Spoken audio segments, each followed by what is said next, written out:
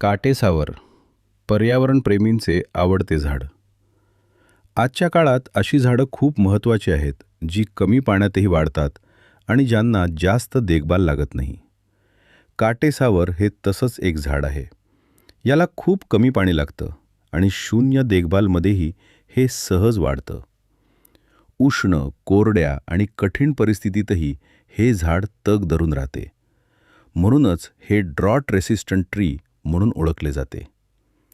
याची अजून एक खास गोष्ट म्हणजे याची सुंदर लाल फुलं. या फुलांमध्ये भरपूर मध असतो. म्हणून सनबर्ड, बुलबुल, मैना, पोपट आणि इतर अनेक पक्षी या झाडाकडे आकर्षित होतात. म्हणजेच हे झाड फक्त वाढत नाही, तर आपल्या परिसरात पक्ष्यांची संख्या वाढवते आणि बायोडायव्हर्सिटीसाठी खूप महत्त्वाचं ठरतं. पर्यावरण वाचवायचं असेल तर अशी झाडं लावणं खूप गरजेचं आहे.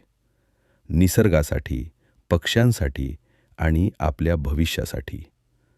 काटेसावर हे एक परफेक्ट झाड आहे. फॉलो करा अशाच आयुर्वेदिक आणि नैसर्गिक माहितीसाठी.